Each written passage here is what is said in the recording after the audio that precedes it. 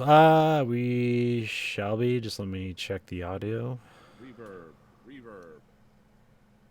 I whipped out my for in case we're doing stuff. Whipped out my micro cord keyboard Oh, okay. in case I should make some music. Although it's kind of fucked, but I'll have to figure that out. I have to keep slapping it or to get it to work. In case You got a I bad should make some connection music. Although it's kind of fucked, but I'll have to figure that out. I have to I keep can hear slapping it or to get it to work. In You case got a I bad should make some connection music. What's that? I can hear us. Sounds like we're going out. Yeah, we're going out. I was just I, making sure we had audio on both ends. I am recording. From the industrial wastelands of Michigan to the fruited plains of Iowa, this is the American Green.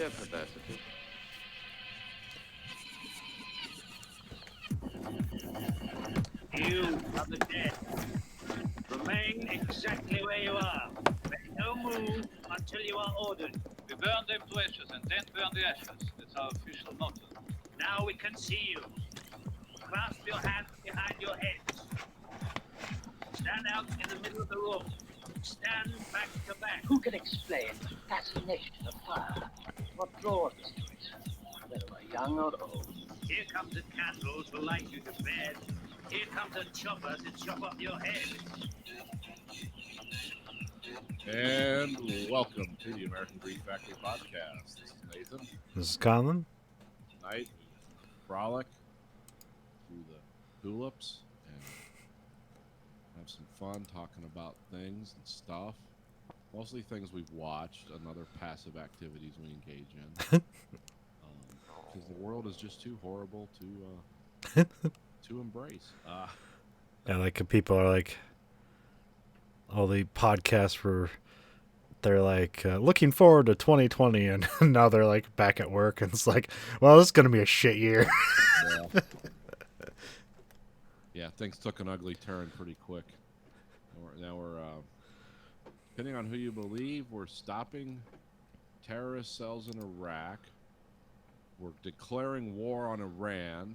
There's all kinds of different things going on right now. or Trump's re-election war.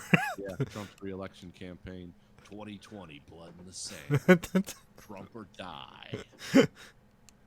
And everyone will go along with it. His fan base. I mean, they won't show up to a recruiting station, but they'll support that stuff from a safe, comfortable distance. Man, there's a guy at work that's this has nothing to do with political, but it's just people who think that they can join the military. Just randomly, like pick. Yeah, like they just have military. they have that fantasy in the back of their mind, and like he's got to be in his 40s, so there's an immediate no. He's balding, which that's fine. It's just, but it adds to the look of him. He is constantly wearing an eye patch because he must have medical problems. Okay. And he's got like one of those boots on, medical boots on. I mean, like the big stiff leg. Yeah, yeah. Okay. It seems to like come off and go back on weekly. There's probably a lot of things going on, both physical and mental. Like ready to fight for the cause. yeah. That's which is like an option in the back of his mind. Yeah. That's always been my out too. Is like I could be an astronaut. I mean, they have to fit me into it. But after that really fat Russian guy that designed the guidance station or the guidance computer for Mir, when they sent him up, I felt like, yeah, maybe someday. Me too. And he was mad because he couldn't smoke on the shuttle. And they're like, no, you can't. We can't get that out of the atmosphere. You know, we don't just oxygen doesn't come from space. We bring it with us. And he was, and he couldn't drink for 2 weeks before the mission. That was a fist hitting the table moment. This is in madness. But yeah, I kind of felt like, well, if he can do it. But anyway, this guy at work. Oh, that's the end of it. Oh but no, there's not some deep, powerful inner. Well, it's like I'd like it's one of those things like I hate to criticize somebody and like fat shame and ability shame, but it's just kind of weird the fervency to which the overestimation of their own abilities and actually not knowing what it takes to join the military. Yeah. people that think people have weird ideas about all kinds of things. Like, yeah, I'm gonna be. I can't join the Navy anymore. I'm like gonna be out of that boat because I let you join up to 35. Oh yeah. Yeah. When is your birthday? This month. Don't say the date. Coming up soon. Yeah, Okay. yeah. You'll be what? 36. 36. Okay. Yeah, I keep forgetting my age, and now I found out I could just know my age by what WrestleMania is coming up. Oh. Okay. Oh, it's WrestleMania 36. Okay, I'll be that old. Got to keep the yeah. Got to come up with our own timekeeping system.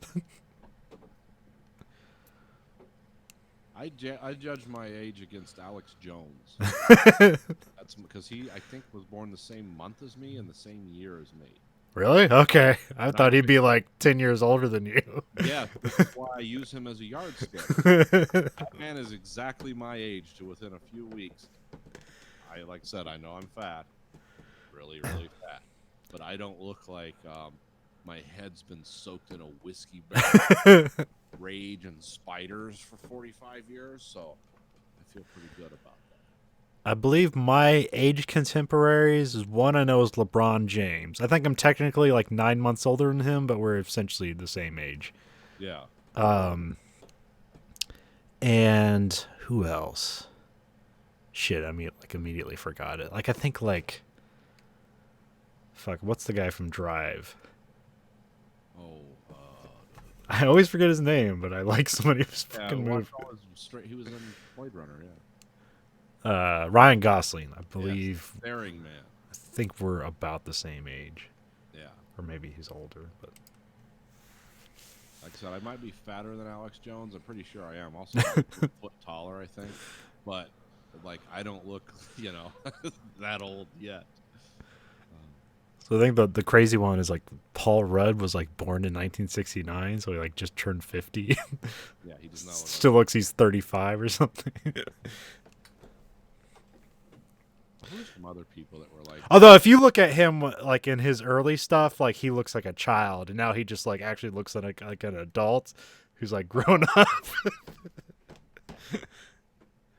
The one that's still kind of weird is there's a few of them. Nicolas Cage doesn't look young, but he looks like he's been the same age for like the last 25 years. Yeah.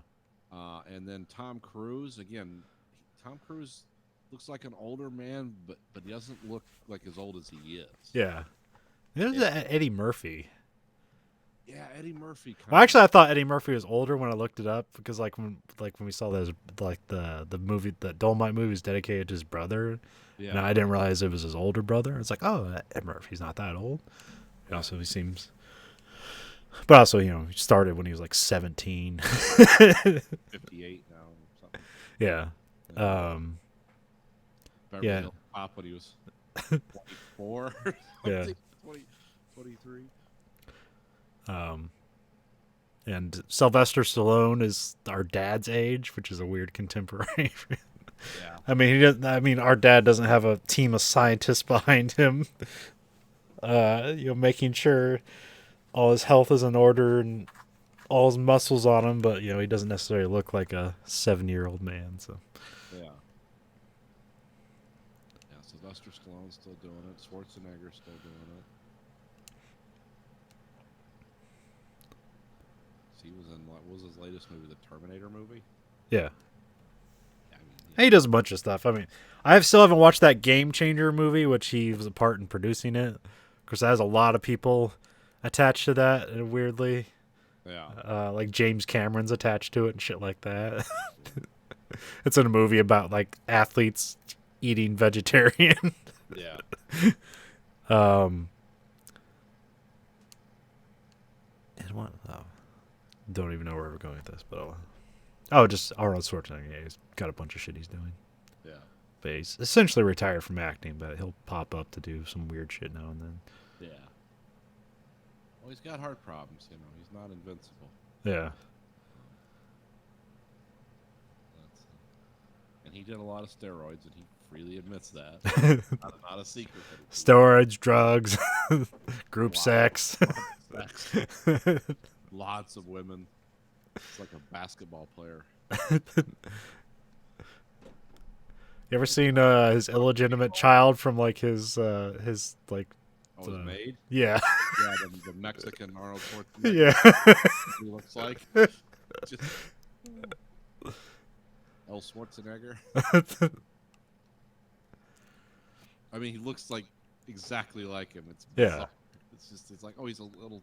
He's got some olive skin, just an olive skinned ostrich, a big lantern jaw. Yeah, the lucky kid there.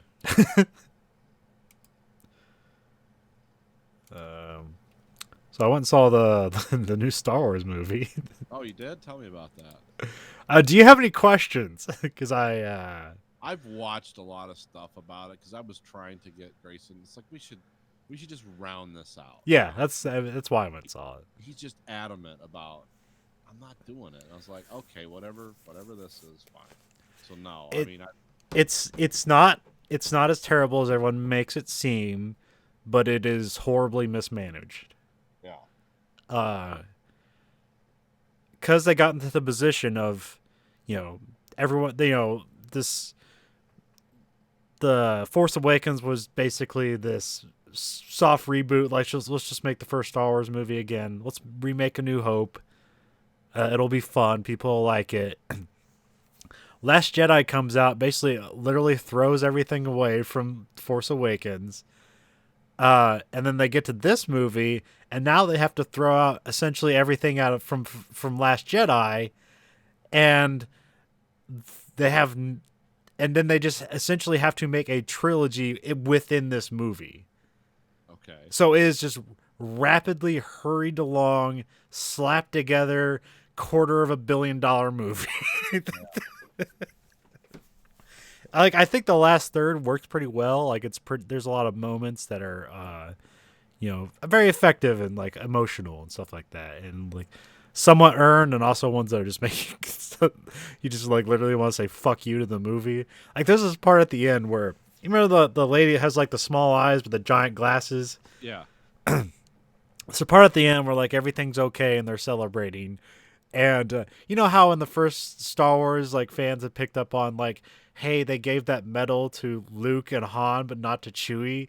So she hands him the medal at the end of the movie. It's like, I think you deserve this. And it's like, fuck you. But also, aw. I'm glad Chewbacca got his medal, which was always kind of a weird oversight. But yeah. So yeah, like that first like 2/3 of the movie is just so rushed together. Everything's kind of meaningless. They just throw this Palpatine shit on there for no reason. Because like what I thought was some of the most interesting stuff from Last Jedi was the whole Benicio del Toro thing Yeah. about like selling weapons to both sides and shit like that. Because that's more like approachable. Like, that has nothing to do with the Force, but it's like just as evil and has lots of consequences. Yeah, we can relate to it because that's shit that really happens in our world. Yeah. Yeah, it's like, yeah, okay. But it's these big Star Wars movies, so like, of course they're not gonna do anything with that. Yeah, we don't. That's too much thinking. Well, that seems like something like it would be good for like the Mandalorian to explore. So the only crossover between Mandalorian and this movie is Force healing. Okay. So that's the only like recognized crossover that I The could tell. child and the Mandalorian don't show up. No. Just as older people, much older people.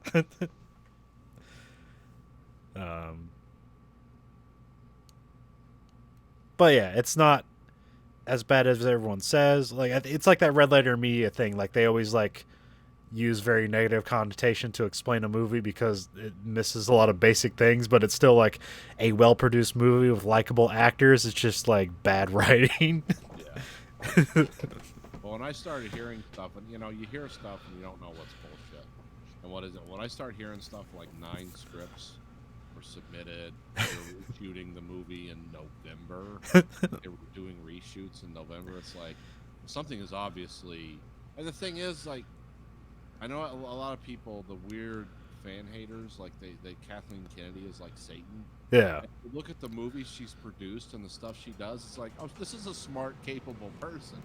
And I know J.J. Abrams is, Yeah. and I saw the list of writers on this, and it's like none of these people are dumb, but this was a movie. It sounds like it was just made by a committee. Yeah. And it's like we got to do this, we got to do this, we got to touch that. Well, I don't know. Like the Red Lantern Media guys also point out, like it wasn't as well because if it was made by a committee, there might have been a forethought and planning ahead of time where there clearly wasn't any here. This was all emergency mode. Like we need to save this. Maybe not committee. Maybe this was a movie made by margin notes. Everybody needs to know that their input is in this movie, and everybody got their input, and it's a mess. Yeah. Moves around a lot. Because there's just a lot of logical leaps that's like I don't like when Palpatine just like erects a force of Imperial Star Destroyers from a planet. It's like, were they already built? Is he just like force building these at will from the planet? Yeah, that reminded me because I've read a complete breakdown of the script and everything in it. This is like the Star Trek conundrum about synthesizers. Like, why do you need to worry about fighting the Borg and just synthesize starships one after another? It's like, well, if you could do that, you wouldn't have to. That's always the argument. Yeah, when they start like. Well, it's just like it's a lot of the things like essentially that him doing that in the first 5 minutes of the movie. That was like, if you were planning this, that would be the whole entire first movie. But like, we have 5 minutes to set up this mini trilogy. Yeah. How to have a fleet of giant Star Destroyers. Ready made. And like had that been established beforehand, you like would have this is Star Wars. You don't necessarily have to go into the technical details, but here because it comes out of nowhere, it's like, well, this has never happened before. But also like we had that thing. It was funner with the Holdo maneuver, where it's like, why has nobody ever done this before? Why don't you just take junk ships and throw it at Star Destroyers? Should be the number one. Star torpedo. The only thing that ever, you don't even need to put weapons on them, just a droid brain and a warp engine or whatever they call them. Yeah. Super luminal engine. Subspace, yeah. That's Yeah. Yeah. But yeah, so Dramatic. What? Wait a minute. You've won. but yeah, because they do that, like almost everybody doesn't have any kind of story conclusion or arc across the 3 movies. The only people that do is Rey and Kylo Ren. Yeah. And that stuff like works pretty well at the end. Although when you think about it, like it's like, well, that's kind of fucked up. But because there's like a part at the end where like they kiss after Kylo Ren kind of like comes back to the good side. And it's like, well, this is kind of an abusive relationship. This wouldn't necessarily be like a heartwarming moment. I love you, bitch. But then they kind of do another thing that like kind of just disregards that. So Yeah. yeah, so I just completed Star Wars, got it out of the way. Done. Now it's Star Wars rests firmly on the back of the Mandalorian. We'll carry it forward. Well, yeah, that's like weird because they had a pretty good game come out at the same time. The Mandalorian was good, but like in a very specialized way. Like sometimes it's hard to say the Mandalorian is good. It's that it's like really simple. Yeah. Because even watching like the last episode or the series finale, like it reminded me that like in the series finale is like kind of fucking goofy. Yeah. And it reminded me like some episodes where they just have like a quiet and contemplative like storyline and like you fill in the gaps with like interesting nonsense, and then you get to the episode where they're doing like full out like we gotta have an action scene and follow up the storyline. It's like it comes off pretty goofy and weird. It's like, all right, like this isn't as contemplative and like deep thought as I think of it is when they have those quiet episodes. Yeah, the Mandalorian only seems deep until he's attached to a TIE fighter. And you know, there's a lot of things I like about the Mandalorian, but the thing I like about him, he's a flawed warrior. He's a Yeah. guy who often makes mistakes. He really needs that Beskar armor desperately because he gets shot constantly. He's always getting shot. You get to see his face finally, Yeah. and it was interesting how they revealed it. It's like, yeah, they're paying for this actor. This guy's an excellent actor. Oh yeah, we get to see his face because he can't show it to another living thing. But And that was a good like character arc with him, like constantly hating droids, which we're not. I guess the reasons why is because droids killed his family. So, yeah, because the Clone Wars droids. And then I like that the rebel lady is like from Alderaan. So I thought that was an interesting like twist to her character. It's like, Yeah, oh shit, that was one of the best like characters in the Mandalorian was her. yeah, You wanted to see more of her. You know, she was a good actress. You believed her totally. It's Yeah. like, yeah, this is a perfect character. You actually believed her a little more than the Mandalorian. yeah, But she's also has a face, and she talks and has emotions and has certain feelings about things. And I'm glad Carl Weathers like what's this guy gonna do? This is obviously a deeply flawed, corrupt person. It's like, oh, the planet's ours now. back in the guild. Everyone's dead.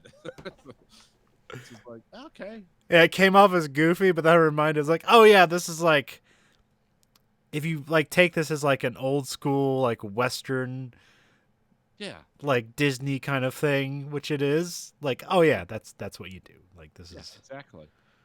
because also like thinking back on it, like it's maybe when they're evaporating Jawas, like the series seemed to have a lot more darkness to it than I thought it did. And then like you look at later, it's like, well, actually, like not a lot of people die horribly.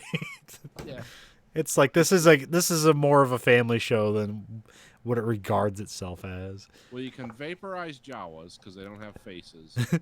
You can flamethrower stormtroopers and throw them in the furnace and smash their helmets to where it looks like their jaw's breaking off, but it's really just a helmet. Yeah. It doesn't have a face. Now you do that with humans. Well, you're not Disney anymore. Some dark your Gears of War something. Or you're Saving Private Ryan. It's like, do you want PTSD with your Star Wars? So, yeah, that's Mandalorian's cool. This it's not like Twin Peaks where it's like this is multi-dimensional. It's just fun. No, but like I said, when you have quiet episodes, you get to like write your own fiction and have it be more important than it actually is. Well, the thing I like about the Mandalorian, except for the episode with Bill Burr and the gang, Yeah. and they're raiding the ship, it's like there's levels, you know, and like if you're not at his level, he's just gonna kill you. He's just gonna kill you. But when you're dealing with people like, you know, the Grand Moff, who's just gonna show up with the, you know, the fully automatic. Laser rifle, and you know you're dealing with other bounty hunters that are equally as skilled as you. It's like, oh yeah, the Mandalorian struggles. He's not the ultimate hero. It's like when he's dealing with people that don't have his skill set or don't see him coming. Yeah, he's a killer. But when he has to deal with people that are like equals, it's like, oh, that's how evil those people are. He's essentially evil, or maybe just amoral. Yeah. And then you've got the. Well, it's the way, you know. It's not up to him. He has no agency. You've got the child, which the stormtroopers punching him. You know, that was like, oh, they're gonna die horribly. Yep, they did. Yeah, like people like because there's that weird part where the was it IG-11 or IG-10. I was Okay. like 13. I don't know. I don't have it in front of me. So. No, the robot was like Right, yeah. the robot was going around like shooting people to death, and like they cut to like Baby Yoda like laughing. It's and like there's like clips of people putting like you know, memeing it up and like Baby Yoda loves murder. It's like haha. Maybe Yoda's having fun.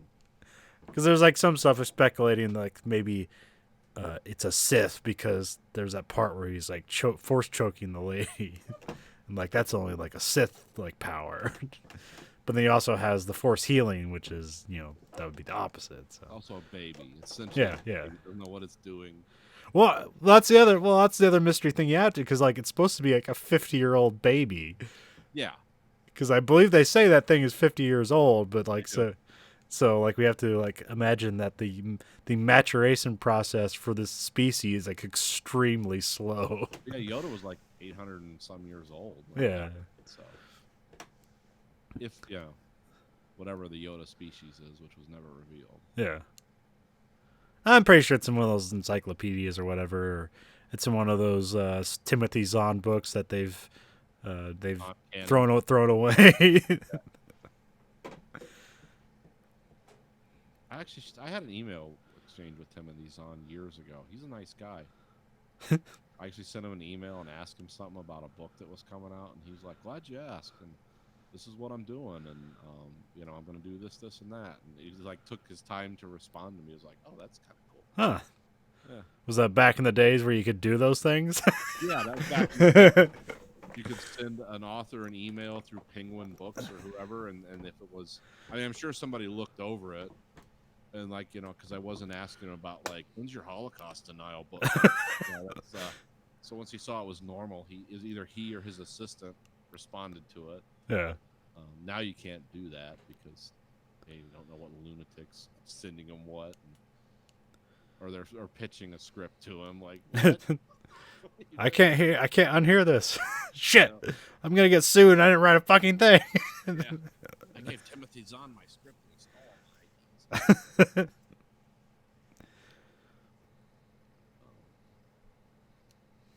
That was like I have 5 celebrity encounters. That's one of them.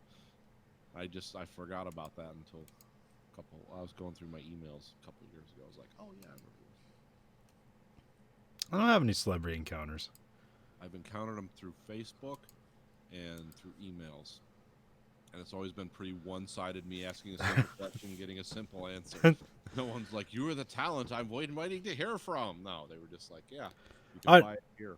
I did get a Twitter response from Doug Benson one time. Oh, okay. Because, oh shit, what was it? There's a game called Off-Road Interceptor. Okay. And it was like back in like the Sega CD 3DO kind of days. Oh, okay. Wow, this goes back away. But like a lot of those things about those games is they wanted to put a lot of video in there. So for this game, which is just like you drive around and you shoot stuff, but in the interim, like they had shot like this like Z tier like Road Warrior, like in between Oh, they're doing story. Yeah, they were doing cutscenes, and it's just like really, and like I guess the developer like got the video back and was just like, this is terrible. So they hired Brian Posehn and Doug Benson to essentially do Mystery Science Theater, and like they pop up, and in the game like they make fun of the story that's presented to you. Okay. Pretty amazing. And so I sent him. I like had a YouTube link, and I was like, "What was this about?" And he's like, "I got hired for a job, and we did it. Nothing more." It's like, okay. This was called Payday. Yeah, it was also back when he probably wasn't like a well-known stand-up or anybody knew who he was. So Yeah. that's back when you're like in between jobs, you would like wait online to be a contestant in The Price is Right, and then do your 10-minute open night gig at the Comedy Store. 10-minute open night that you've been working on for 5 years. Yeah. So I think a comedy is harder than like. That's I hear these guys' stories on these podcasts, and I just realize it's like, oh, that is incredibly difficult. And I understand why they hate people that find early success. Yeah. It's like, oh yeah, this is very hard to do. I mean, you'd be better off learning to play a violin at a concert level than being a successful comedian. Well, I mean, this is how like hazing comes about. It's not about like setting up legitimate gates to gauge whether their talent is real or not. It's just about pushing enough people away that you can still get enough of yours in before anybody else gets in. Yeah. You know, it's called being last into the furnace. Because, like, you know, you look up all the stories about, like, how people get into Hollywood and stuff like that. And, like, anytime someone figures out a way in, like, they close that off immediately. Like, no one will ever get in the same way this person got in. Yeah, you can't write a guidebook after that. I always hear, like, the thing about Steven Spielberg, and this probably isn't true, but it's the myth of Steven Spielberg, that, like, I think it was, like, on the Universal lot, he just found a custodian closet, and then just like put a desk in there, and then just like pretended that he worked at Universal Studios, and eventually just like got to know enough people that he got jobs. Yeah. Yeah, we got this guy, Steve. Yeah. For some reason he works in the janitorial area. That's where his office is, but he's got this great strip. It's about a fish that eats people. Owners will love this. I'm afraid Jazzy did like The Duel. Was it The Duel? I can't remember the name of it. I think it's The Duel. I think it was. It's either The Duel or Duel. I can't remember. It might be just Duel. And did the Sugarland Express, which I've never seen. I don't know if that's any They're good. both very 70s movies. The Duel's kind of cool. Yeah. Dialogue in it. I mean, The Duel is essentially just a Twilight Zone episode. Yeah. Yeah, I never saw Sugarland. I never saw Amblin. Because, you know, his studio, Amblin Entertainment, that was a short film he made. Okay, I'm trying to. That sounds familiar. But And I have never seen it. couldn't tell you. Also, it's weird that the logo for the Amblin Entertainment is E.T. So there's a lot of shit going in there. The only one I know for sure is like Lucas's stuff. Yeah. Like he, because I like the movies he referenced, which we watched a lot of them back in the days when we were on the independent film channel thing, and then, or not on it when we were watching it, Yeah. and then of course THX 1138 was, that's like right up my alley of like, oh, dark 70s sci-fi, cool. Then we'll watch Logan's Run after this, and then shoot ourselves in the head. This is really uplifting. I've never gone back and like watched American Graffiti, although I don't think I've ever just like sat down and watched American Graffiti. It was just like on TBS like 5 times a week when I was a kid. It's, if you're nostalgic for the 1950s, it's a cool movie. Yeah. Well, I know like one of the technical things that's interesting about that movie is that music is always playing throughout the movie, but it's always diegetic. It's always coming out of somewhere. It's like it's in someone's car, or someone has the radio on, or you're at the radio station. I think Quentin Tarantino talked about how much he appreciated that from that movie. Yeah. Didn't he try to do that a lot in Reservoir Dogs? Yeah. Yeah. That's where I learned about that, was Tarantino. He did I saw there's some podcast that he did where he's talking about the movies of the decade, and he like he really latched on to oh shit, what's the now I'm forgetting everything. Why you shouldn't smoke weed before the Oh, I wish I'd have more ideas than that. crazy one.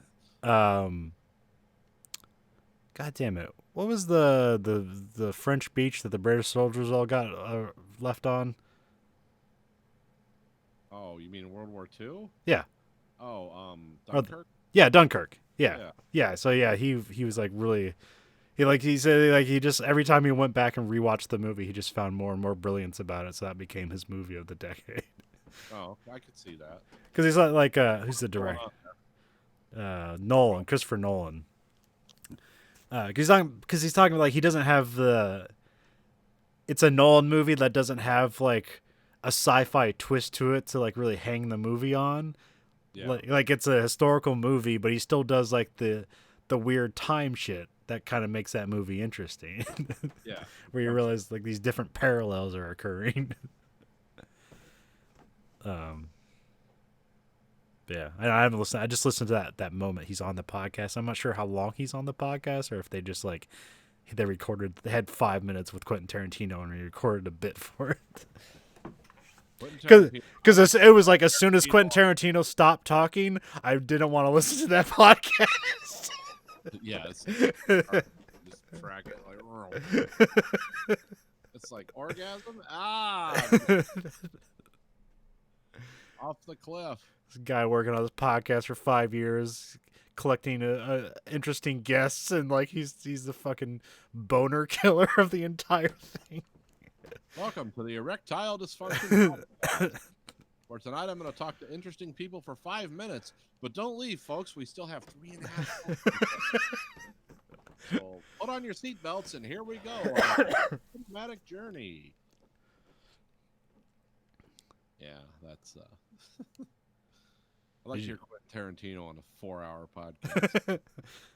Can he keep that manic energy up that long? I'm pretty sure the amount of just minute knowledge he knows about everything. Yeah, I'm pretty sure he probably just talk about one subject, or he could talk about 1,000 subjects for 4 hours. I want to hear Quentin Tarantino. I've always wanted to hear him talk in depth, detail, and length about No Country for Old Men. I really want to hear his take on that movie. I don't know why, because it seems so close to like his realm. Yeah. I would really like to hear like what he like. How would he make that movie? What did he like about it? How would he do it different? It's always been a fantasy of mine. When I'm old, do I get the Make-A-Wish thing? Would come to my hospital bed and do that? Or am I too old for Make-A-Wish? Yes, but you can always dream. I can always dream. I can always hope that somebody else creative will talk about something else creative to me. Hey, I really like this movie, and I like you as a director, and I want this to combine them together. I'm not interested in any of your work. That's always a good opener for people. Like, I love you. I love Quentin Tarantino movies too, but I like to hear other people deconstruct. I don't know. He did a great.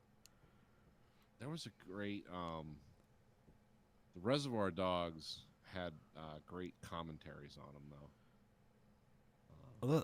They weren't exactly commentaries. It was just like long introspective interviews that are like spliced in as commentary.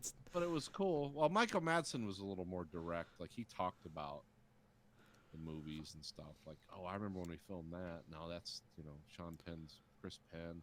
He was a great guy. Too bad he's dead. There was like a lot of. Yeah, the Marcus Theater. They're gonna have like a Quentin Tarantino like stuff in their theaters this month, which would be interesting. Yeah. Like I feel like it'd be cool to see Reservoir Dogs and Pulp Fiction in a theater, being that like that was never going to happen when I was a kid. Yeah. I would like that. But I'd want people to be quiet so I could watch the movie. I don't want film snob fuckery where people are sitting next to me talking. Well, in this scene, it's like, yeah, we know. We're here watching a Quentin Tarantino movie 20 years after it came out. You don't need to explain it. Or somebody turned it into what's the midnight movie with all the singing and with like Tim Curry and shit. Yeah, with Meatloaf and what was that called? God damn it. Donor conventions. Yeah, it's like Famous, and I'm drawing a blank. I'll just look up Tim Curry. Yeah, just do it. But not modern Tim Curry, because that's sad. That ended badly. He's still alive, isn't he? Yeah, he's still alive. He's just severely. You have a stroke or something? Yeah, he had a really bad stroke, so he's sad. Missing half his face doesn't work, and he's confined to a wheelchair. Rocky Horror Picture Show. Yeah, Rocky Horror. Yeah, which was just a bad movie that everyone glommed onto. I always thought the modern Rocky Horror Picture Show should be Ralph Bakski's Lord of the Rings. They just show that on loop. And you show up as like a rotoscoped ring race.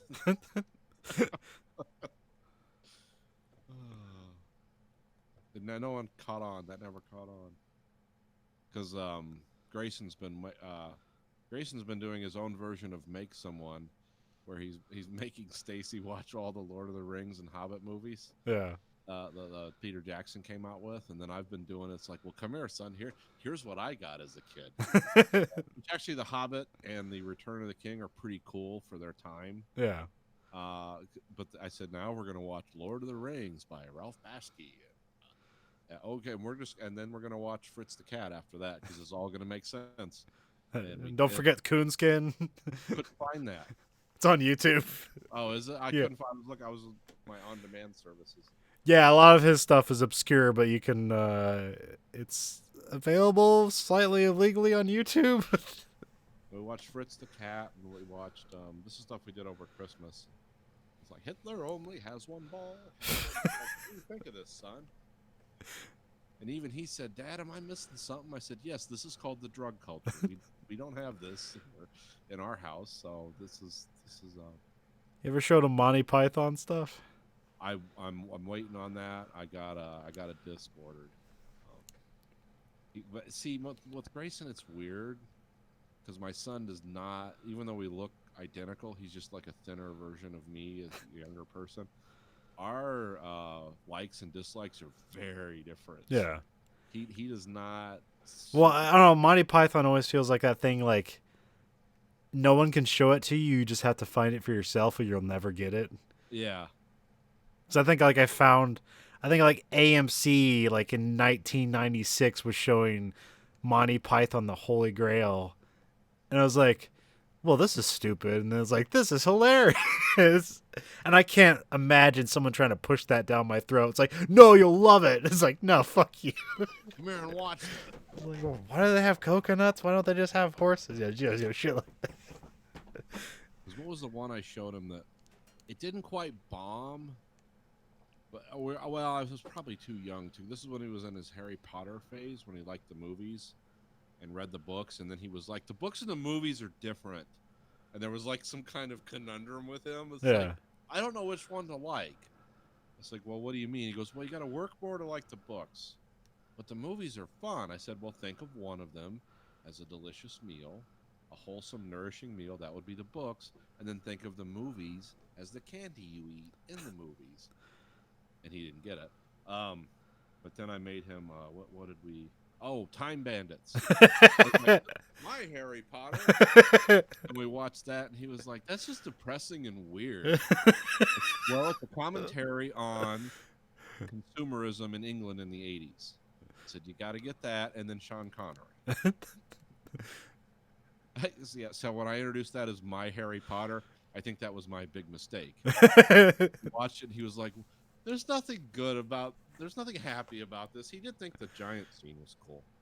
But Well, I mean, Terry Gilliam's always have that slow unease to them. it's Something's wrong. I don't know what it is, but I know it's wrong. something's not right. Stab the bellows into his head. Drugs. Oh, yeah. So we haven't done anything. I'm gonna. Yeah, I got the Holy Grail on order. Actually, you one of the contributors to that. I ordered it off Amazon.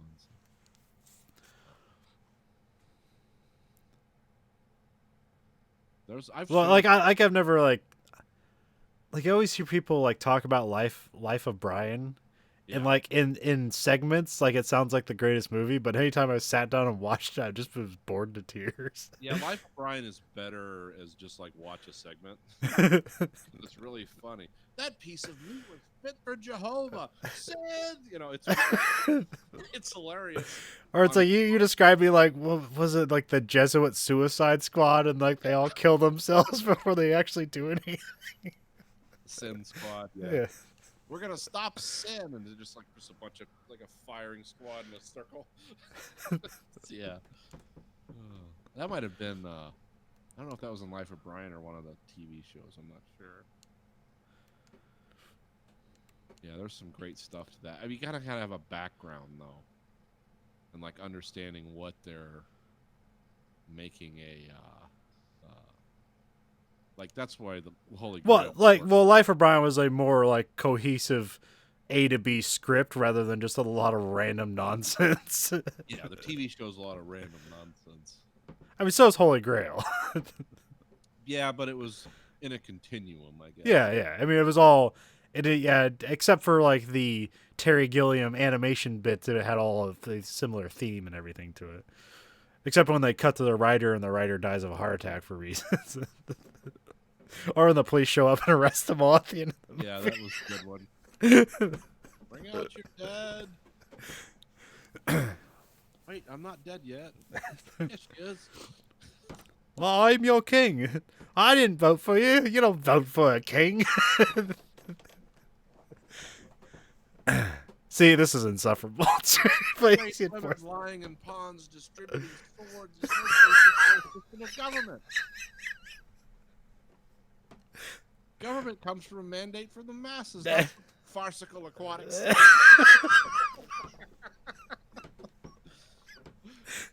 And then in the end, he just ends up kicking him. Yeah. Hey, I'm being repressed. That's like another thing. Only a British person could do that whole scene. Cause Yeah. imagine Robert De Niro doing that. Just everything falling flat in a New York accent. Oh yeah, that would. Well, they do. Yeah. Another thing about Monty Python is a lot of the stuff they do. They're doing like Mary Poppins accents just to be ridiculous. Yeah. Except for John Cleese, he never fell into that.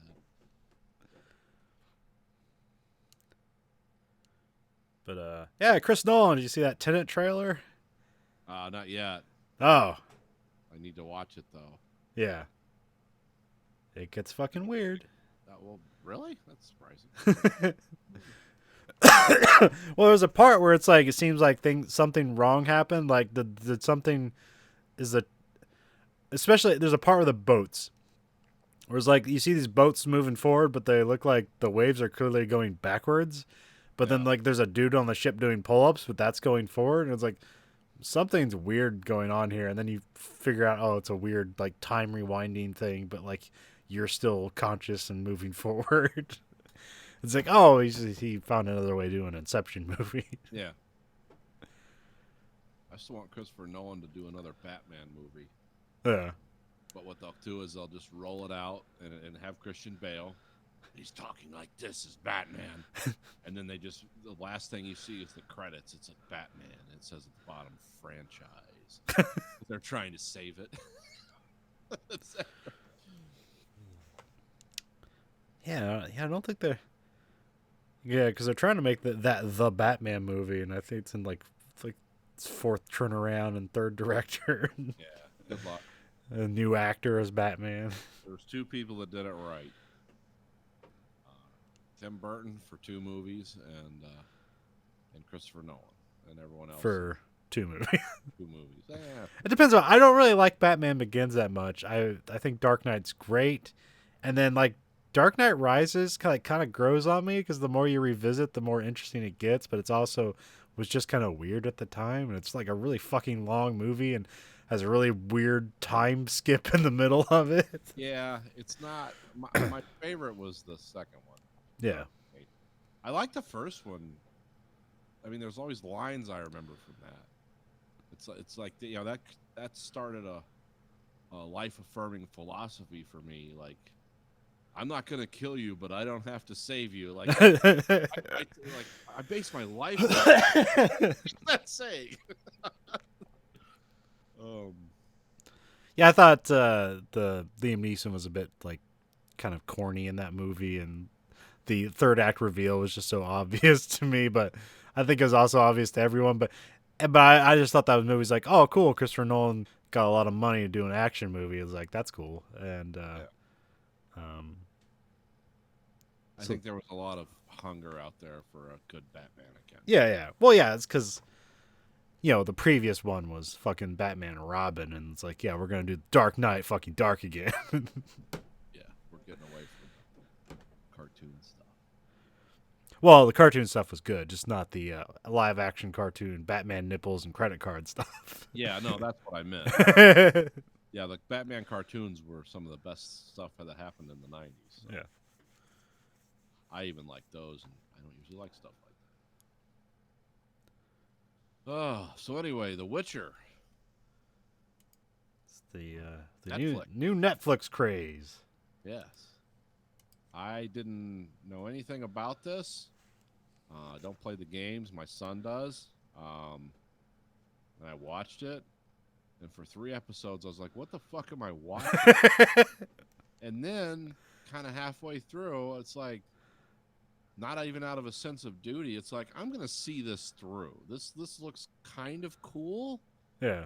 And in the end, I'd have to say, yeah, not bad. Not perfect. Not perfect art by any means. This isn't, Game of Thrones season 1 by any means, but sort of cool. in a Yeah. way. I mean, the character I liked the most was the sorceress, Oh, Yennefer? the misformed lady who became, normal. Yeah. Still, as a soul, it was still twisted and dark. I found her. James Caviezel was great in that role. That was a pretty kind of a weird character for him to play. Who's Jim Caviezel? The guy who played the main character, Oh, you mean Henry Cavill? or Henry Cavill. Yeah, what was I thinking? Okay, yeah, Henry Cavill, the guy who played Superman, the original Yeah. Superman from the Kevin. Well, not the original Superman. No, the original, the bomb era. Yeah. James Caviezel. What was I thinking? Oh, yeah, Well, if there's a Cavill, Caviezel, it's yeah. whatever. It's the same. Just big-shouldered guy with lots of and a sword around. So I guess interesting. It seems like the producers of this want to distance themselves from the video games, Okay. but there's clearly influence because the reason that Henry Cavill, so they didn't want him. He purposely went out to get this role Okay. because he is a fan of the video games, and the reason he does that gruff voice is as tribute to the guy who voices the Geralt character in the video games. Oh, okay. And also I figured out why the author hates the video game company, CD Projekt Red. Okay. So I forget the author's name, but he's an older guy, and they went to go get the rights for him to do the video games, and he did not believe at all that these video games would be successful, so he just got a lump sum deal up front. And then these games went around to make hundreds of millions of dollars, and he got really, really mad about that. He got like $600,000. And that was it. I think they're on better terms now, but yeah, that's why the author was mad at the CD Projekt Red. Stuff all comes from Poland, right? Yeah, Yeah. yeah. CD Projekt Red's a Polish company. He's a Polish author, so. Yeah. Yeah, so I only know The Witcher from the video games, and really only the third one, because I have all of them, but I've never played the first one. I just heard it was good and bought it when it was $5 on a Steam sale. Okay. I hear it's hard to go back to because the combat system is bad. And then the second one I hear is good, but I just still haven't played it. And then the third one was kind of undeniable. Oh, okay. You just had to play it. It's on the level of Skyrim. And they do really good. But all the video games take place after the books. Oh. And the show is following the books. So they kind of divorce that stuff. So I didn't know that Yennefer had that backstory where she was a deformed, part fairy, or no, not elf. Elf, yeah. Yeah. And I just that's one of the things I really like about the show is just kind of the world building that happens in it. This is this thing, and this is what it does, and this is how you interact with it. Yeah. Because you get a lot of that in the video game. Because all the potion, you have to make all the potions in the video game, and you can only drink a limited amount of it, or you'll hurt yourself. But yeah, the character, his eyes will turn black whenever he drinks some super muscle potion or whatever. Oh, okay. Yeah, there's also another thing where Henry Cavill, he does this for every movie where he completely transform his body for the role. like he's a fine actor, but this is kind of the above and beyond like Christian Bale type thing. Like, and he Like 100 pounds of muscle for this. yeah, and like he basically did sword fighting every day. Like essentially, if he wasn't working out in the gym, he was sword fighting. What was the other shit he did? But yeah, he just put on a lot of different kind of muscle because, like, he put on a lot of muscle to play Superman, but like this is like a lot more of like what do they call it? They call it the posterior chain. So it's a lot of like hamstring muscles, butt muscles, and all that stuff to be supportive of swordcraft. Oh, I didn't know there was a regimen. Yeah. It's like the same. He uses the same trainer that The Rock uses. So, Oh, okay. so he goes, but yeah. So that's an interesting part of your aspect to completely change it. Oh, well, also he wanted to do the whole Tom Cruise thing where it's like no stunt double. So, Oh, okay. so a lot of the bodybuilding he did in this movie is to prevent injury, to make sure that he's always the one on screen doing the stunt work. Well, that makes sense. A lot of the series it feels disjointed at first because it is. Yeah, I was gonna say it's kind of weird. But also how The Witcher works, it also makes sense as like a monster of the week, like those episodes work. And so when they get to the world building, like it kind of feels out of place. It's like, what are we doing? Are we doing monster of the week or world building? It's like both. Yeah. Oh no, the Patriots lost. Sorry, go ahead. Did they not get a bye? Nope, they were playing the. Were they playing the Titans? Huh. I just assumed they got a bye, but I guess some two other teams got to higher place Yep. then. Oh wait, yeah, no. I was gonna say like I thought somebody else in their division may got a better record, but I don't think it was. But somebody else in the division got a better record. Yeah, I think they did. All right, well, good, they're gone, so that's good. Well, not for my son. Oh, is he a Patriots fan?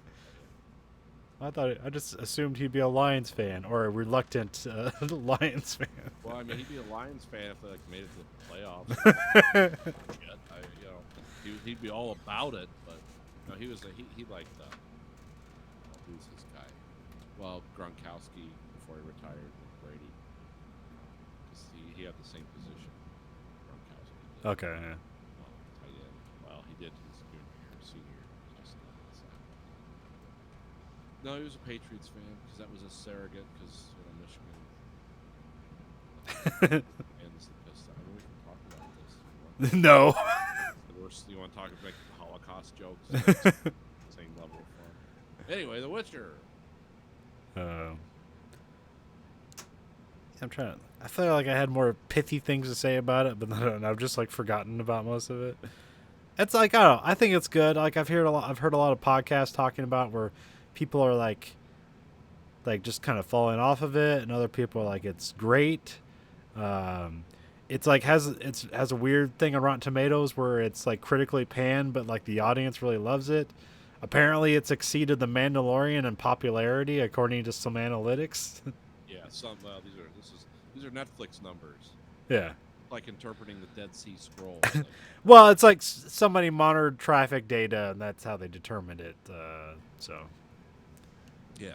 And that gets extrapolated to the entire world, to a plus or minus 3% accuracy. That statistic stuff where it's like, well, no, this is right, and you're like, I don't believe it. Not right for me. Statistics is just such black magic that like if you hit all these things, it's like, yeah, this is the probability. It's like, yeah, but is it? Well, I'm not telling you yes or no. This is the probability, but you're telling me this is exactly what's going to happen. It's like, no, I'm not. This is the same kind of thinking that led us to the Great Depression and the mortgage crisis. Well, it's weird. Just like statistics, you think it's something that's all about math, but it's not really. Yeah. You use math, but not really complicated math. You're not going into the M set. You know. You just, You don't need to find the derivative or anything like that, yeah. or anti-derivative, all those fun stuff. It was entertaining. It was something to watch while I was building a tank. I thought Henry Cavill did a really good job. I like in the I forget the name of the guy who plays the jester or whatever. Because in the games, his name, Joey Beatty. what is it? Yeah, Joey Beatty. Is it the actor or the name of the character? Oh, that's the actor. The name of the character is Jaskier. Okay, yeah, because in the video games, his name is Dandelion. Oh, okay.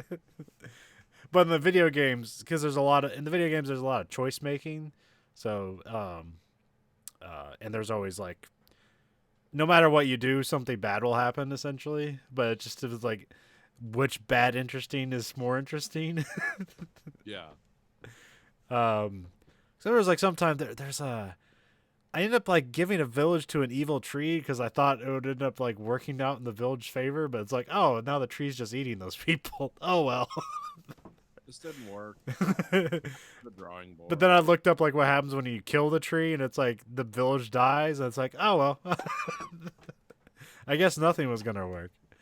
But like that one speech he says in the first episode is like, it's probably in the book somewhere, but they used it in the trailers for the Witcher 3, where it's like, if I have to choose between two evils, like I'm not gonna choose at all. It's like, because evil's evil, like.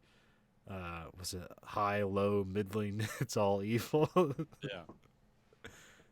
But in the video game trailer, he's like these guys are trying to hang a witch, or at least somebody they suspect to be a witch, and then he goes around killing those guys. And at the end, he's like he's like hanging the guy from the tree, but he like puts a stool under him, and then like he's like, "What are you doing?" He's like, "Killing the monsters." You know, the monsters, the humans.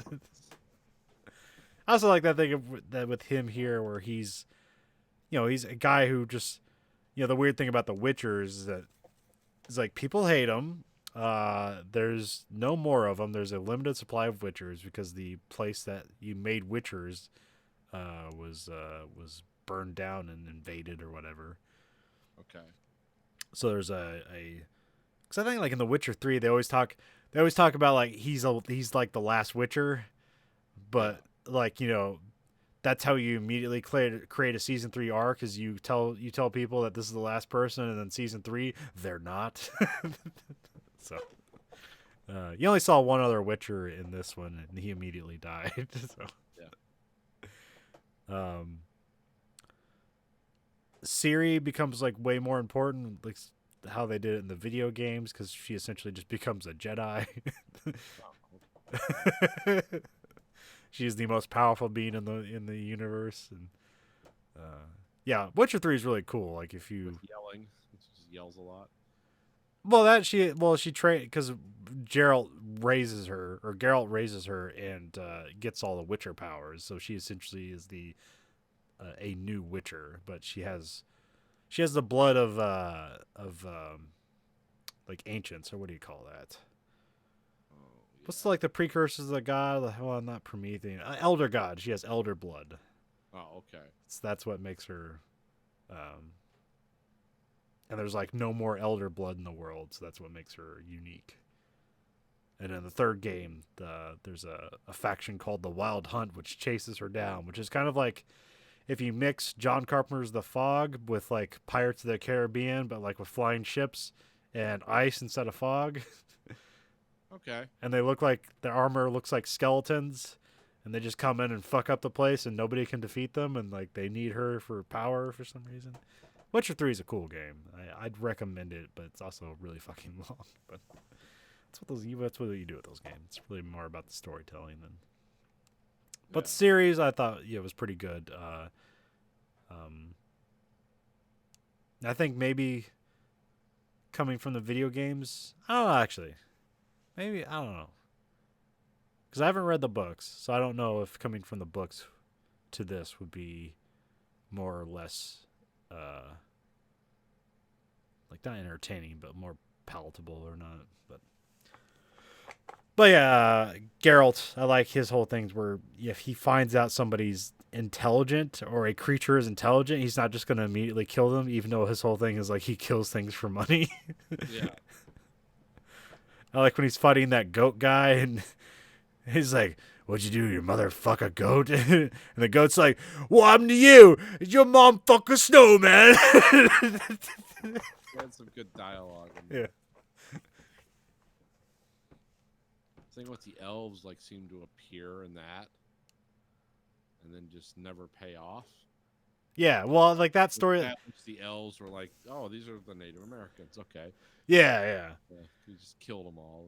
But also like, well, they said like that town they're at. It's like in this world that's considered the end of the world because it's like on the coast somewhere, and they don't, you know.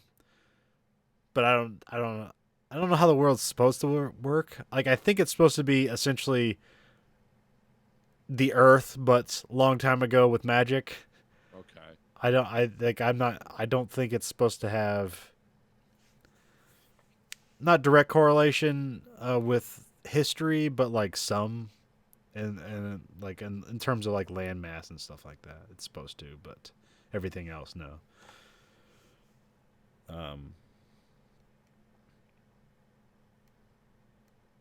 But yeah, because like that, yeah, you're not sure like when that occurs, because you're not necessarily sure when everything occurs.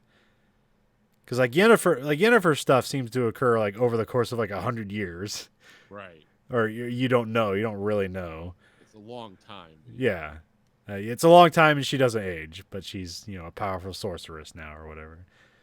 And then yeah, Witchers, they don't age; they basically live until they die. Yeah. And the only one you can really gauge is Jaskier, because you don't really see him age, but you see him in multiple timelines with Geralt. Yeah. But that seems to like I like how he's trying to be like Geralt's body man. Like, I'm gonna make you a star. well, he does. That's one thing I like. I even like that song, like "Throw a coin to your witcher, oh valley of plenty." Yeah, because like people either call him the butcher because in that first episode he like kills everybody after he has to kill that one lady, and then they call him the butcher of Baskir or something like that. But then some people call him something because like Jaskir's song travels and like the adventure with the elves at the end of the world, like that really captivates people. So like some people are like more friendly to the Witcher, or some people just call him the Butcher. Like it kind of depends. Yeah. Which you get that in the video game too. Like some people are dismissive or scared of the Witcher, like just idle people. You also get that thing where in the video game you'll never unhear it. When somebody pointed out to me is like the weird like Scottish accent when people say Witcher. Because people will just see and they'll make item and then you hear Witcher. And you'll hear that in the TV series now. Now just all you hear is people going Witcher.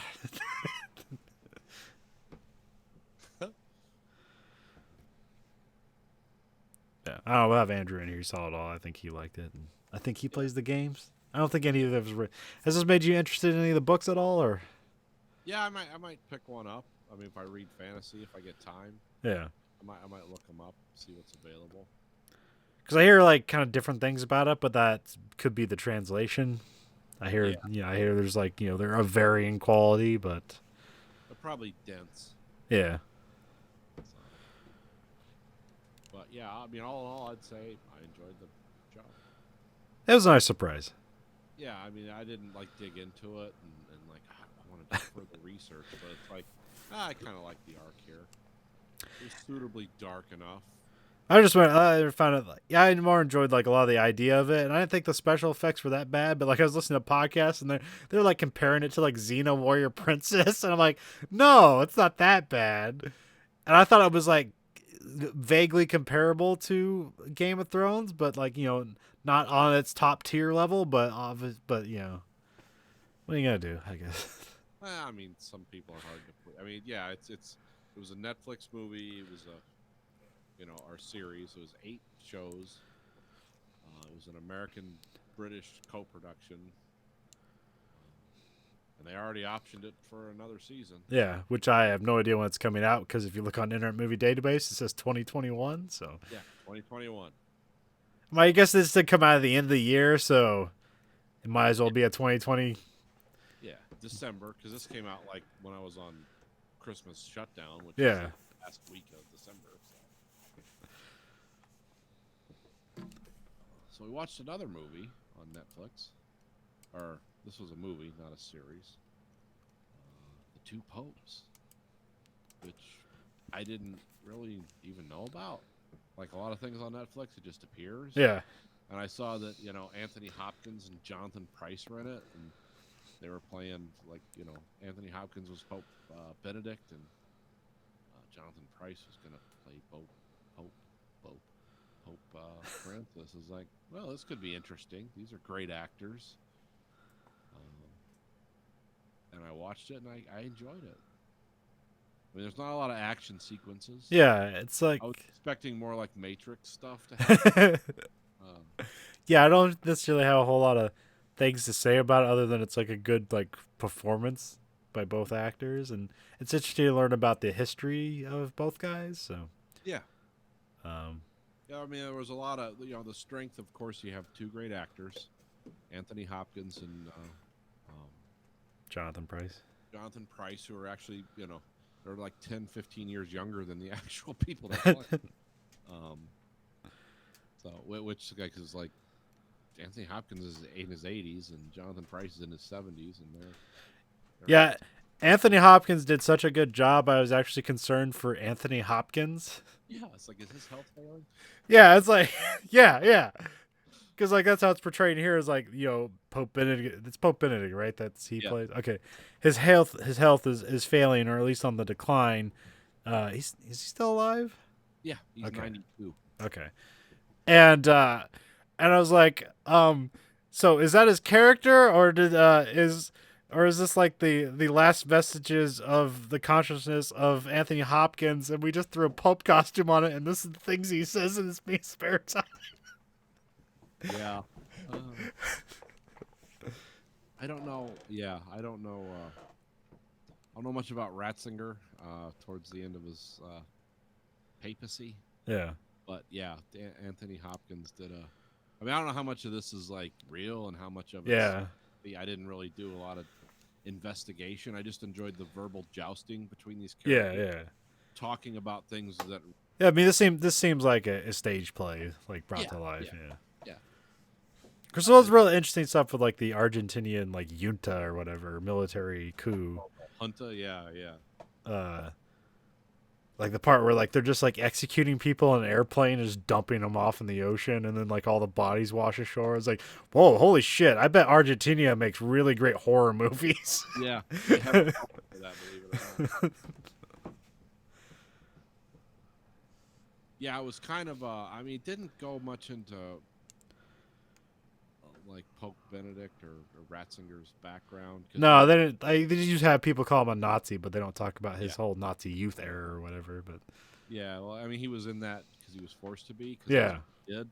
But he also had a cousin who was retarded or something, and the Nazis like took him away, and that was what was that called, their Plan X or whatever. yeah, Like they killed anyone who was mentally deficient or whatever, and so he lived through that.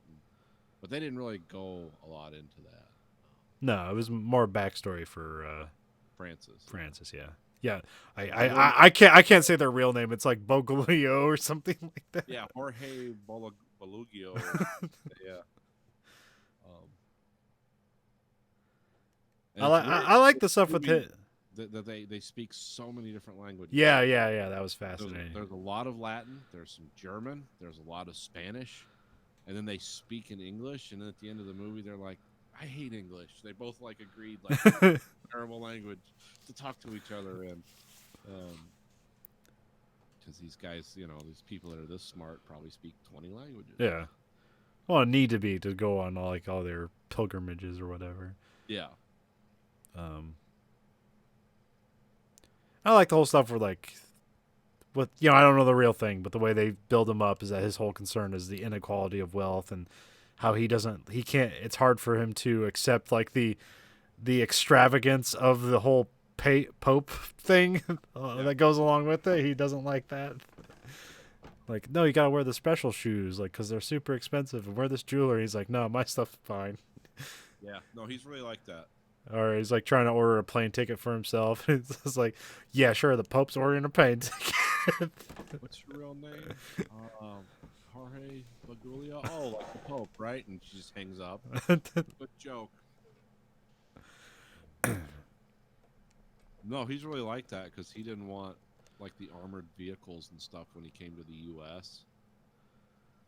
It's like, oh yeah, we got all these up armored Pope vehicles and stuff, and he's like, no, just because he just drove around in a little Fiat, it was like his Pope mobile, and the Secret Service and all those people are like, yeah, this isn't really.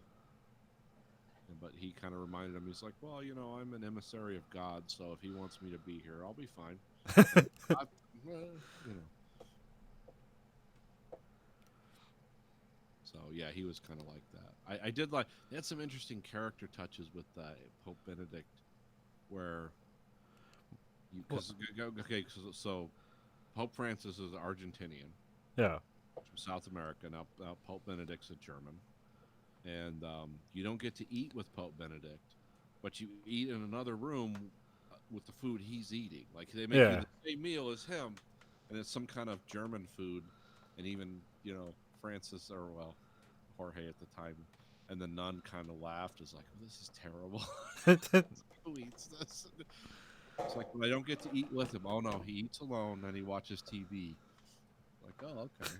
His favorite show was Comrade Rex. Commissar Rex, the Dog. Austrian police dog that solves crimes. I don't know if that's real or not, or it's based on something else. I tried looking it up. It's real? Okay.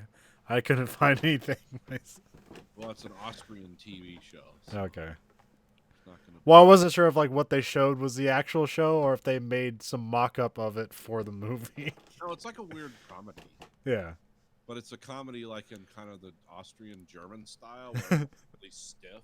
That kind of German humor. Like, oh, Yeah, I like that thing he says, like it's a German joke. It doesn't have to be funny. yeah, exactly. Find some stuff on YouTube.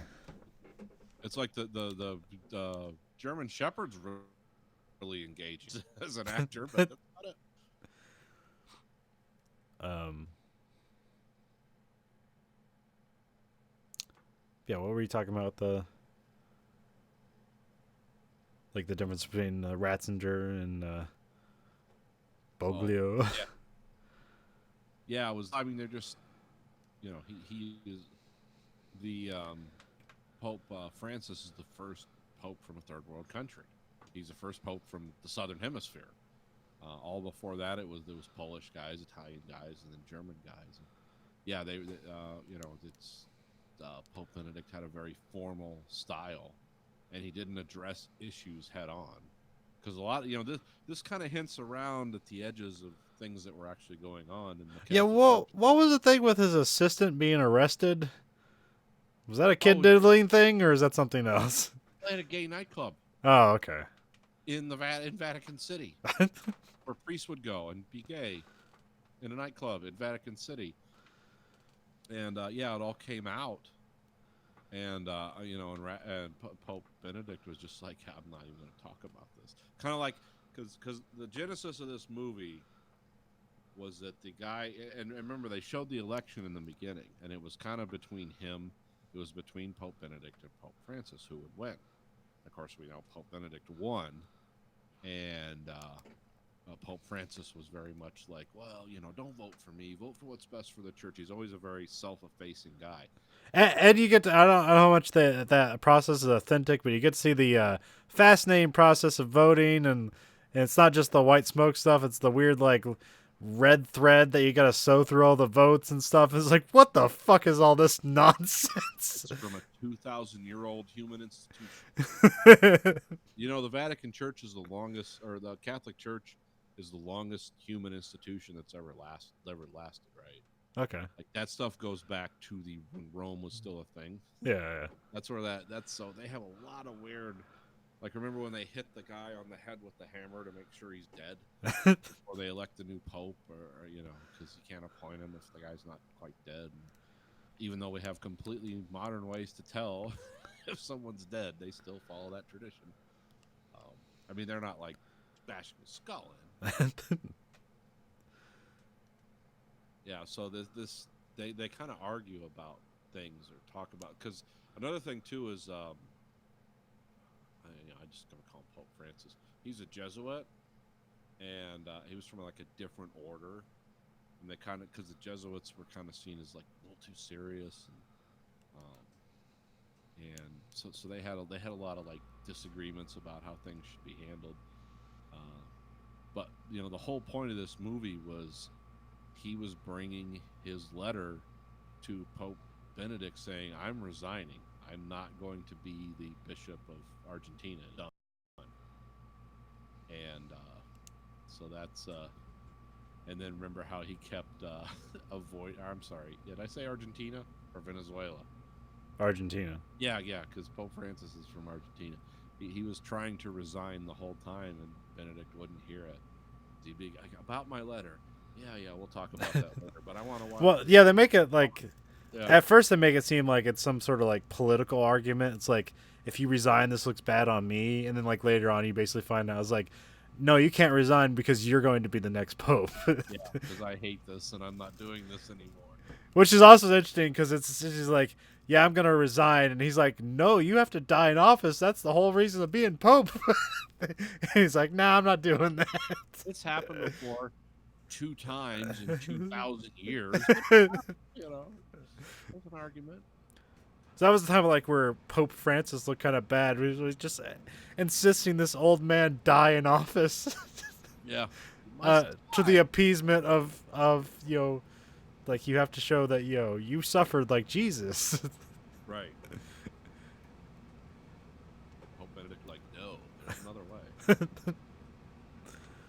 He's still considered the Pope, but he's called the Pope Emeritus. What was it? All authority. Oh.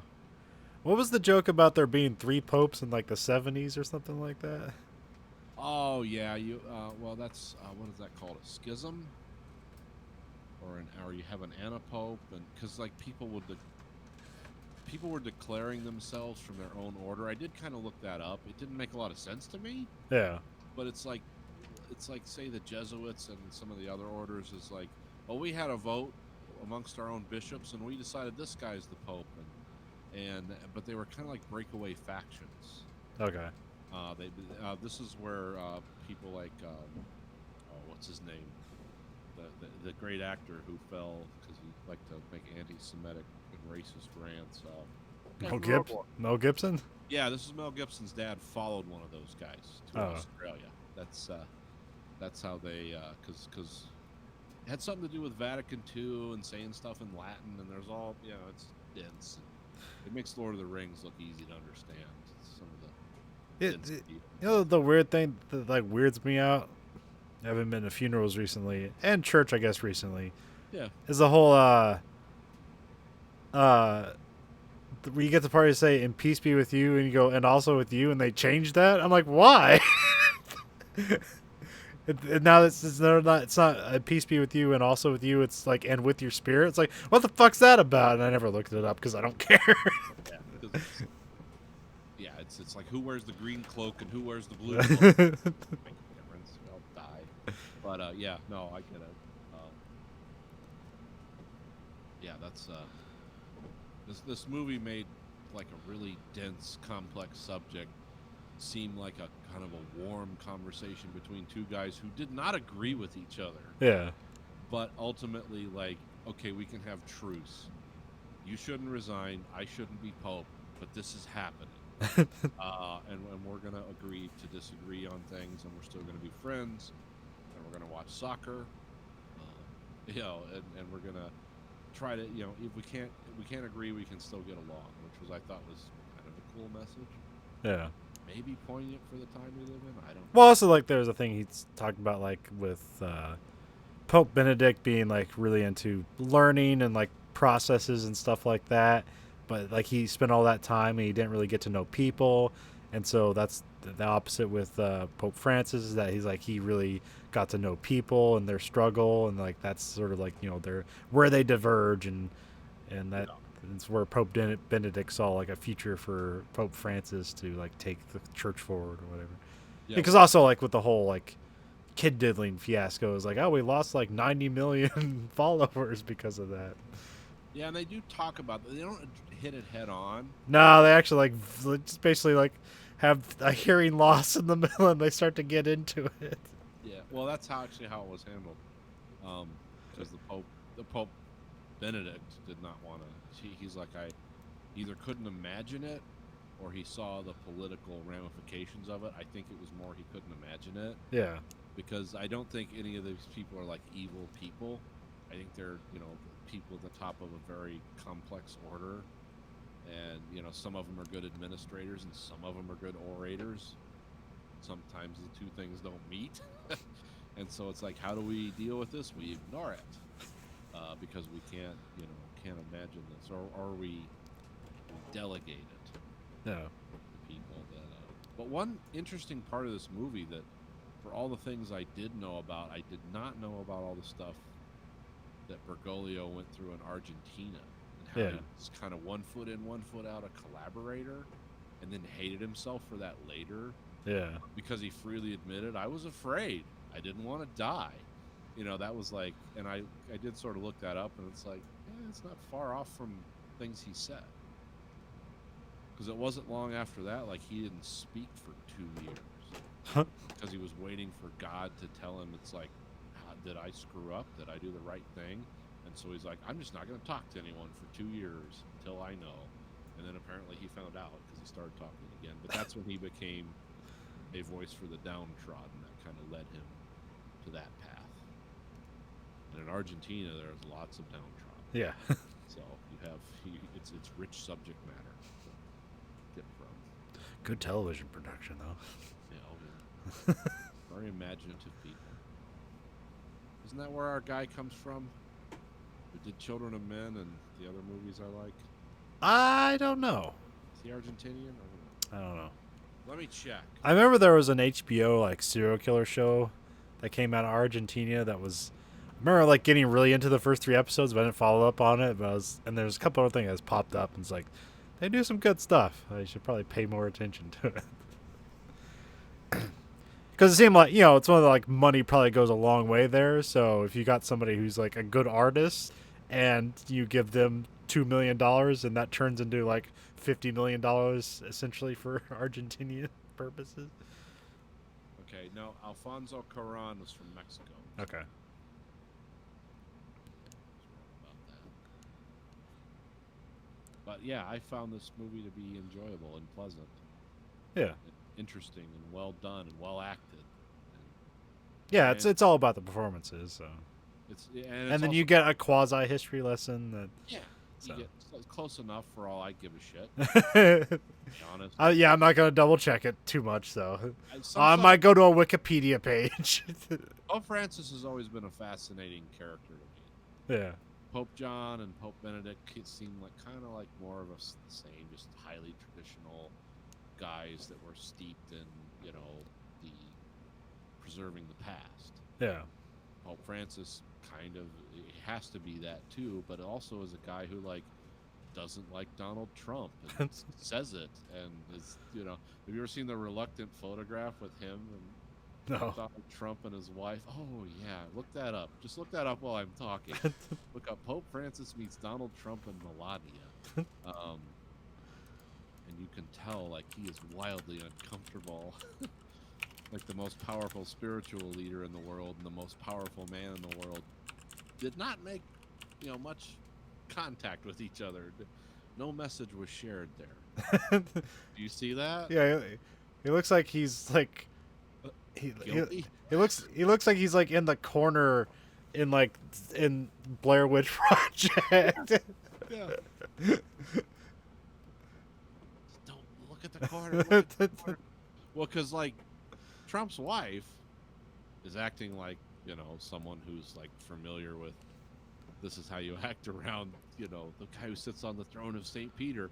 And Trump's like, hey, a hotel here? It's like, let's make a deal. And Pope Francis is like, oh my God, are Americans stupid? Yes. So yeah. Ever since that photo, I gained a lot of respect for Pope Francis. Like, he sees the horror in it too, and he's not even trying to be political about it. Because he's not smiling, he's not laughing. He looks scared. This guy controls how many nuclear weapons? I also thought it was weird to see like one of those guards in full get up using a cell phone. Oh, the Swiss guards, yeah. Ordering a plane ticket for Pope Francis. He's like, it's like, how many seats? Just one. It's like, will they let you do that? It's like, I'm the Pope. Yeah. Yeah, I like how he's like 1 foot in, 1 foot out on the Pope thing. Yeah, I'm gonna go get pizza. I'm the Pope. What's the point of being the Pope?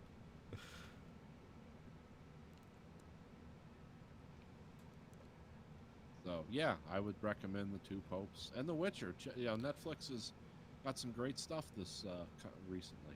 Yeah. Check it out.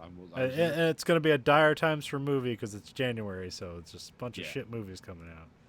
What, you don't think that Dr. Doolittle's gonna carry it? I've wondered which one you're going to, but like that one looks the worst.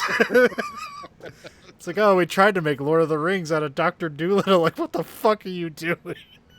I thought they were trying to make. I didn't get a Lord of the Rings vibe. I got a Lion, the Witch, and the Wardrobe. Yeah, I guess. Yeah, like same thing.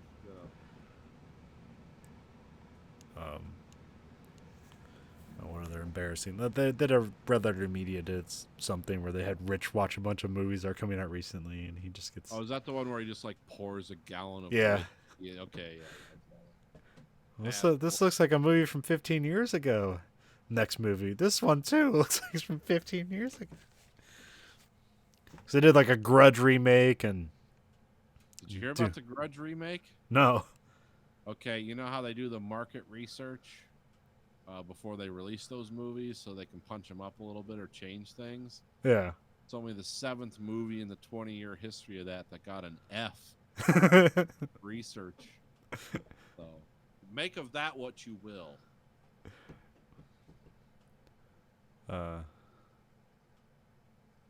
Yeah, then everything I didn't else. really think the Grudge original was like awesome filmmaking. I don't know why. Well, it just feels weird. Like what is this a remake of? Is this a remake of the remake, or are we like going back to the Japanese source material and then just Americanizing it again? Yeah. Like, what are we doing? It just looks like a creepy house thing and with a familiar title. You know, the one I really liked out of all that kind of saga is the original Ring. Yeah. I like that. They should do that again. Just like that. There's nothing wrong with it. I would go to Redbox and get it and watch it once, just like I did with the Ring, and remember it fondly. I'm not going to revisit it 1,000 times or guess at its deeper meaning because there is none. I'm trying to remember that director, because he pretty much just like disappeared after the Pirates of the Caribbean series. Yeah, what was his name? He had a weird, it's like a Russian sound. Ringo. No, just the Ring. Gore Verbinski. Yeah, Gore Verbinski. That's it. I don't know why I think that's a Russian name, but it is. Or I think it is.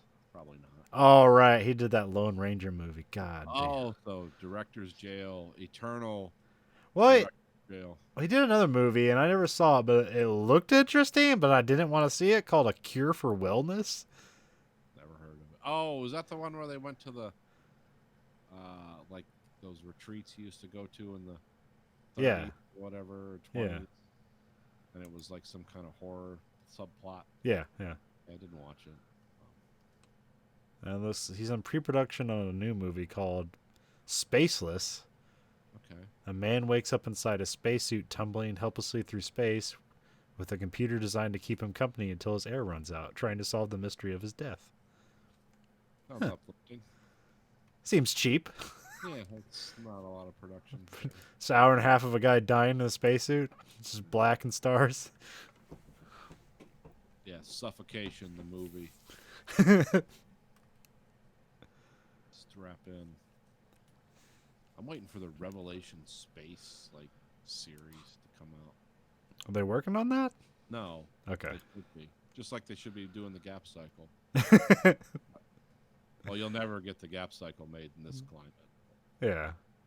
Well, I mean, if you had a woman producing it, it would probably be fine to have that much rape. Yeah.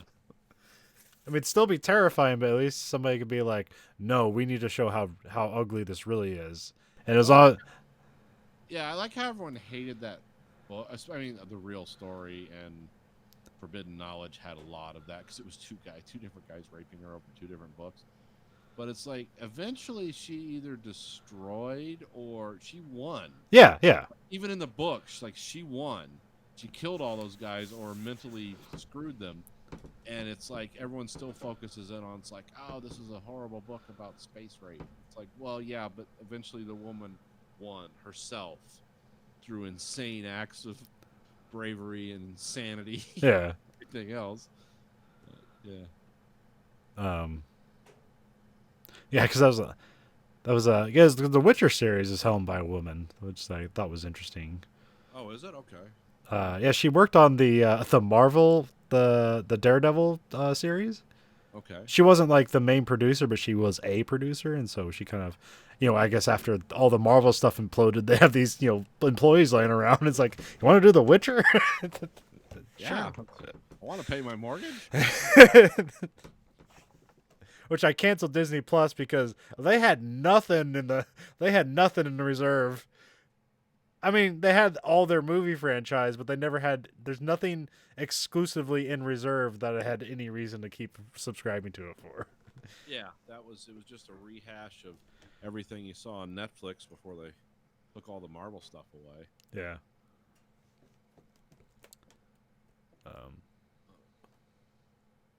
I think there was a joke about how many people canceled their subscription after The Mandalorian ended. And I'm looking it up right now. But it was it was actually a huge number because that's people don't.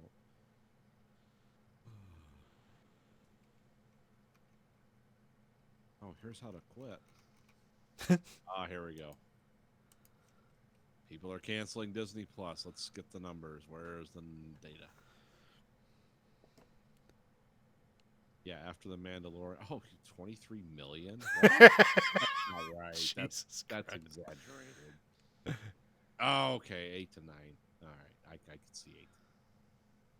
23 million. I doubt that many people subscribe to it. Well, I found it's like some people can get if you have a Verizon phone, you can get Disney Plus. Free. Yeah. They keep sending me emails. It's like, I've already seen The Mandalorian. Stop. And then there's one that's not out yet where it's like for an extra $4 you get like ESPN Plus and Hulu, like all in one. Yeah. But I don't think it's out yet. It doesn't come out to this year or something. Yeah, I get what is Apple? Oh, I get a year of Apple TV for free, which I'm not gonna even sign up for because they don't have anything interesting. Well, that space show. Oh, space feminists. No, no, it's just like the one where the Russians get to the moon first, and it's like a space race. Yeah, it's space feminists. It's all women. It's all female cast. So, Well, I mean, that's their whole twist. I mean, the story is like, oh, the Russians get to space first, and then it's like, okay, but we're gonna go further, and it's gonna be all with women. It's like, wait a minute, why? Why is it all with women? Why can't it be? well, watch the show and tell me. I didn't sign up for it. I don't know if my window's closed yet. Or you can see how embarrassing that C television show is. I've heard about that. Or maybe it's good. Who knows? I have not. It just looked embarrassing. And then apparently that fake talk show one's terrible, with like Reese Witherspoon and who else is in? Somebody. It's like one of the Friends or something. Yeah. And then Jennifer Aniston. yeah. And then I think they have one other show, but I don't know about it.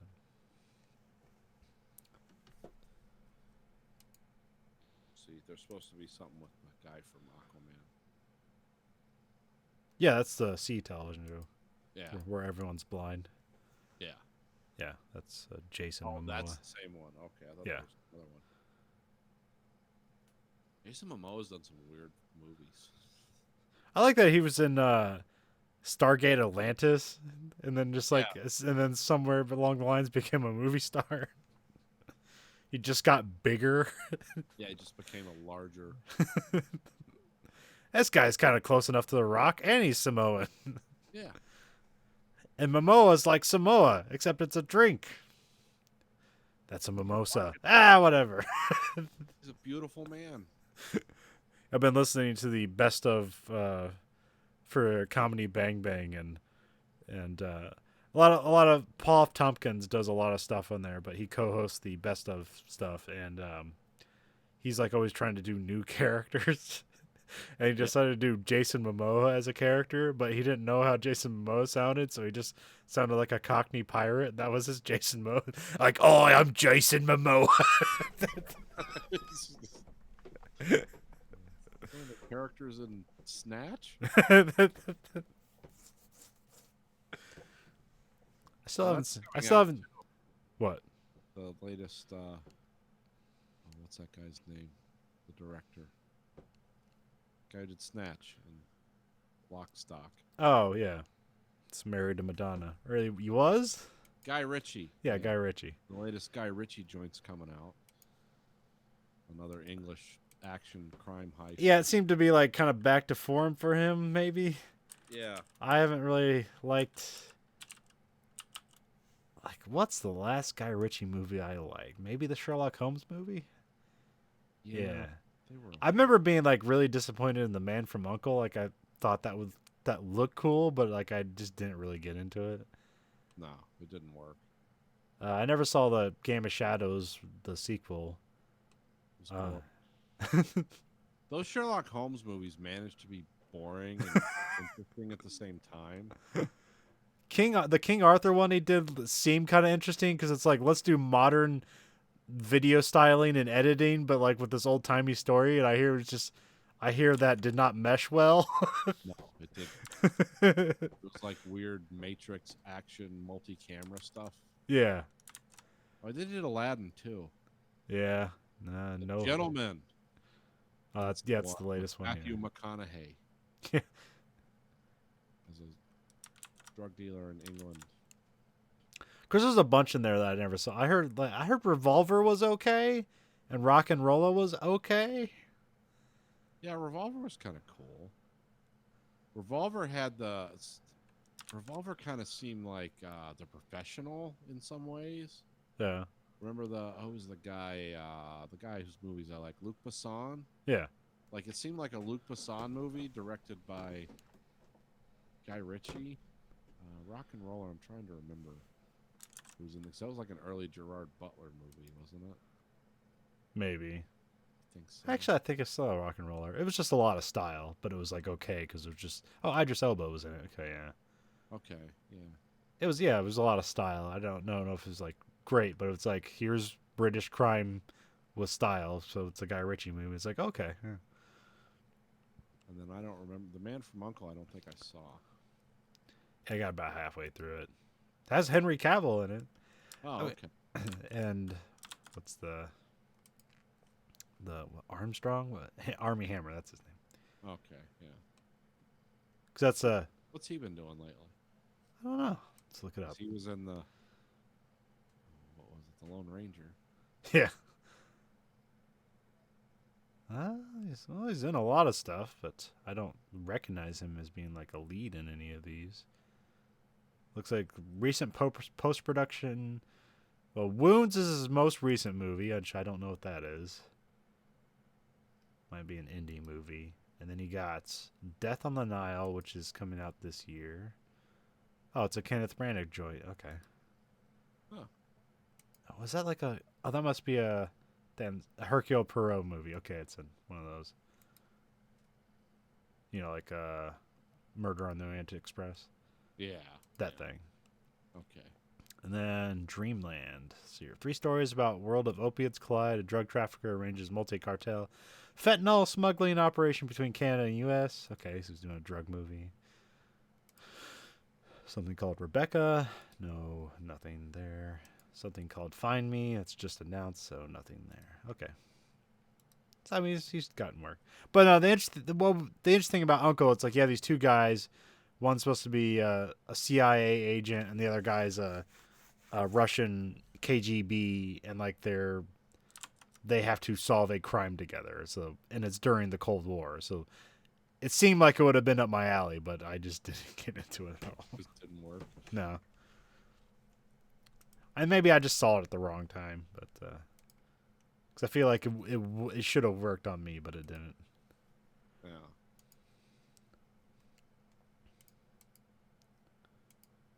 His most profitable movie was Aladdin. Made $1 billion. Yeah, well, it's a Disney movie, and it says Aladdin on it. So.